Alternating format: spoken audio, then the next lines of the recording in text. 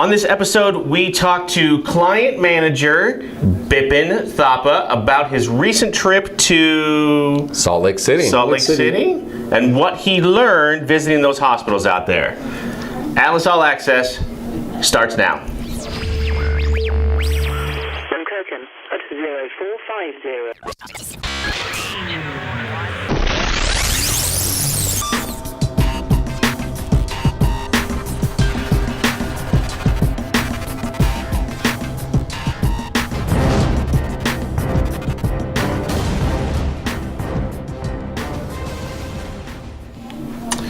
All right, Bipin, welcome.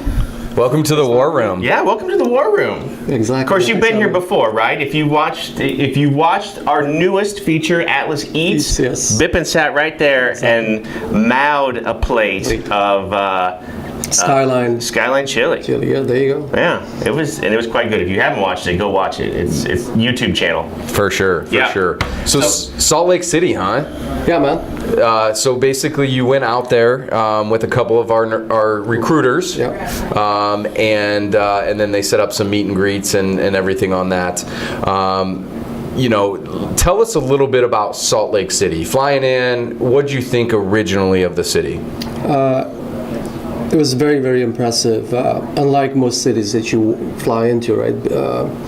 You have to basically travel about 20, 30 minutes or even an hour to get to the mountains. But I mean, the city itself is, it's so beautiful. I mean, as you land, you go over the lake and then the mountains are right in your face, and you get out of the airport and it's right, like staring right at you. So to me, it was like, the mountains are very, very welcoming. You don't have to get into the mountain to go, You don't have to drive 2 hours to get to a place, right? Sure. To a ski resort or anything like that. I mean, topography-wise, I thought it's kind of like Santa Fe.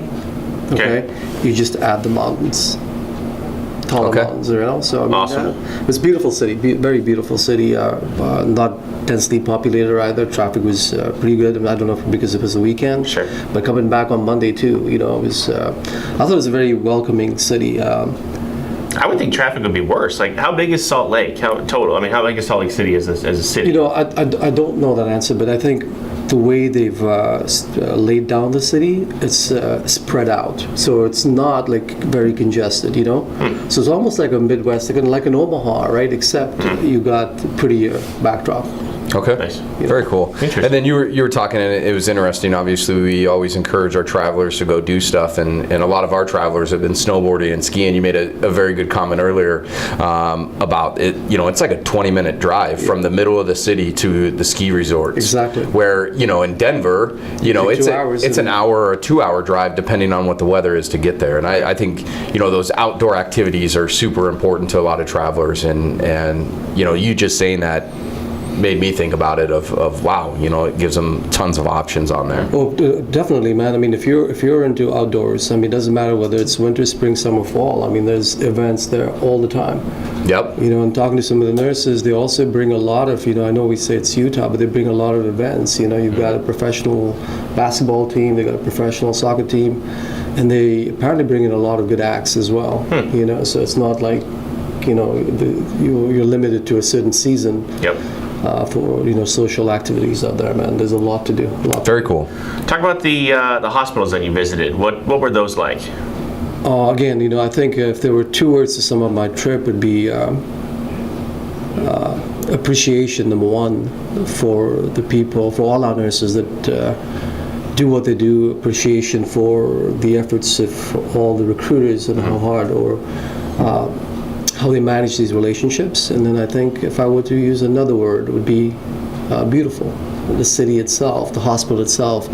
I mean, I've been to a couple, like in Minnesota, also out east in Maryland, and they just look like a building, But both the hospitals that I visited, the Intermountain Medical Center and Primary, I drove by them there, couldn't get in, but it's just outside. I mean, the backdrop again is the mountains. They got windows, patient windows, the rooms facing the mountains. Facing the mountains. So I mean, how do I put this? It's almost like you go to a fancy resort, right? And the resorts are, strategically placed in areas where, like in your rooms, your hotel room, Yep. open the curtain and look at it, you'll see the ocean, or you may see the mountain, right? In this case, the only difference is it's not a resort, it's Sure. a hospital. It's a taking care hospital. of people. Yep. So that's how I think that's how they put it, so I mean, it was very, very beautiful. There's been a ton of studies on this. It's been fascinating to read. Just the view that you have from your windows, right, is conducive to healing. So if you see mountains or you see lakes, rivers, or whatever, versus the next building beside you, or or whatever. I mean, it helps. There's something to that. Right? One of my favorite things in college football is that University of Iowa, the children's hospital is right behind the end zone, and I think after the third quarter, or whatever, all the in the first, I think it's the first is it the first quarter? Yeah. They all turn around and they wave at the kids up in the children's hospital. Like, that's such a cool thing. That is cool. That is really, really cool. On there. Excellent. Yeah. So then, I mean, I guess now both the hospitals. You said you drove past them, you didn't get to visit them, right? You spent a lot of time with nurses that are out there. Those hospitals are controlled by vendor managers. Is that right? Yes. So did you meet with them? Oh, definitely. I met with Right Sourcing, 3 of my contacts. Very good people. Learned a lot about them as well. I mean, and what I do, you always think, the recruiter gives me a profile, right? And then I do my thing, match it to the job, making sure the candidate's a qualified candidate, and then you send it over. And then I expect an answer on that, because you expect it, the recruiters expect an answer, right? But sometimes what I think, what I've realized is they've got 20, 40, maybe 50 folks just like me expecting the same thing. Yep. And so what I've came away from that was perhaps empathizing with what they do as well, because I want an immediate answer, because I've done that. I've given you 24 hours, and now, hey, give me an answer, give me an interview. But they've got 40 other agencies doing the same thing. Yep. So sometimes I think what I've realized is I got to be a little bit more, I won't say patient, but understand that this is not their only task. They're also doing timekeeping. They're also doing onboarding. So just taking care of my submittals is not the only thing they do. Sure. So I've got to be. I think I've come back thinking, okay, hey, I've realized that it's not the only thing that you do. I've got to be a little bit more respectful and not as pushy. I mean, without being without really caring, I have to, there's got to be some level of, hey, I'm doing this, give me an answer, but also giving them a little slack, saying, hey, you've got other things as well. Yeah, no, that's great information. We tend to, and this is industry-wide, we tend to demonize those vendor managers, right? And I think what I'm getting from you is that when you go sit down with them and meet them face-to-face, they're people just like us. Exactly. Right? They got a job to do, we got a job to do. And it's coexisting, right? Anymore. Yeah, just respecting their time, right, without being too pushy. And sometimes I think because we don't see these people, right, and because we communicate via email and through computers, right, we lose. We lose that. We lose that. Hey, there's a person on the other end. Coming back to the same thing with profiles too. I'm not just matching. I took this job, number one, because it's with people. You're working for people with people, right? Yep. And maybe in the last 2 years, I didn't have that much exposure going out, and okay, so they just started becoming profiles. But I think what this trip's given me is the realization that it's people after all. So I think it was a real good recalibration for me, right? To look at it not as profiles, as there's a person behind this profile, and be a little bit more respectful of that. So I think if I were to put it, it's to use a phrase, I guess would be P before the N, and what I mean by that is people before the number. It's not a number that's coming to me. It's not a head count.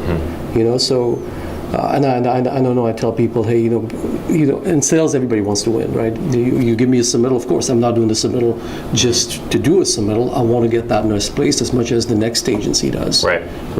But what I got to realize, I think what's come to me now is when a nurse does the interview and tells the recruiter, I don't want that job, before I would have probably taken it personally. But now I'm not going to take it, and I'm, of course, it's going to say, okay, I would want an answer because I got to give my contact a reason why she's declining. Right. But it's not going to be personal in a sense where it's a personal loss. I want to make sure that the nurse is comfortable doing that job. Right. It's all about the nurse. So I think, if nothing else, that's going to be to me, it's going to be re-strengthened. Where I'm going to probably not look at it as a loss, as a number. There's a reason why he or she's not taking the job, and I'm okay with it. As long as the nurse is okay with it, I'm okay with it. You're okay with it. I think what's super interesting here, just from a company standpoint, is as you're talking about this, I'm thinking about this, is, we talk about the recruiter side all the time. Right? 100%. Super emotional, driven by the person, driven, or whatever, and then you talk to someone who, you're very analytical anyway, right? And you that's just how your mind works. And so talk to somebody on the client manager side, on that side, who it's on their side, you're approaching it almost transactionally, like, exactly. Okay, I've got to take this, and on this side we talk about it's not transactional, it's relationship driven, but then somehow those two marry together, and it works. Yeah, on my side, it's relational also, because I've got to realize that I'm talking to the other person on the other end, and I just can't expect them to keep moving stuff, in the direction I want them to. The interview with the nurse has to go well. The nurse has to like it, right? The manager has to like the nurse. It's both ways. The interview, just because you get an offer, it doesn't mean an automatic acceptance. The nurse has to be comfortable with it. We all have to be comfortable with it. So it's kind of like when you think about it, it does, because the repetitive action of making these submittals makes it transactional. Okay, and you want the same outcome. But I think for me, what I've realized is after interacting with nurses and then seeing the interaction between the nurses and our recruiters, man, no, I'm not going to look at it like that anymore. Truly, my interest is going to be making sure that I communicate with the recruiter that if you give me a no, that there's a solid answer, and I can give my contact that answer, because repetitive no's to my contacts would mean that I'm not doing a good job sending them qualified candidates, and I don't want that impression either.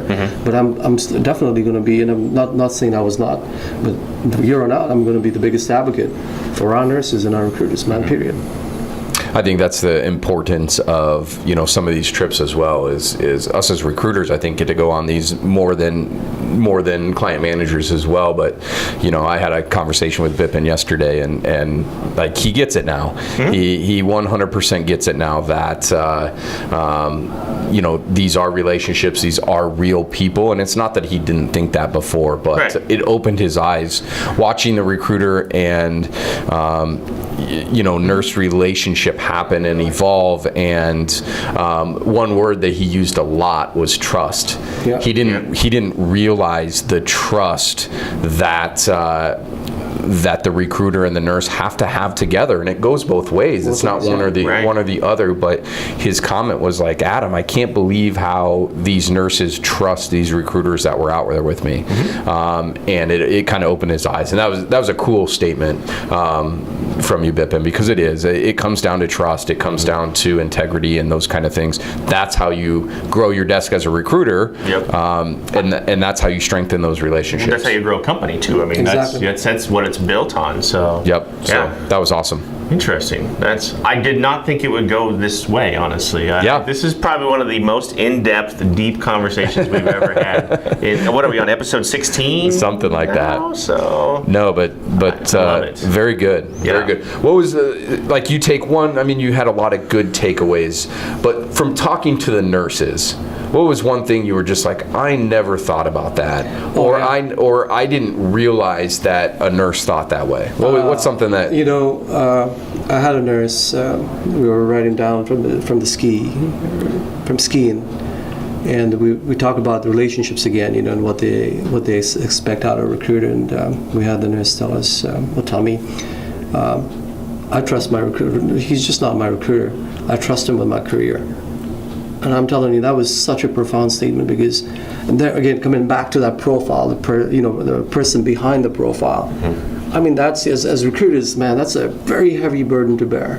Sure. When somebody tells you, I trust them with my career, and that's how I reflect back. I'm thinking, man, this is not just a profile coming to me.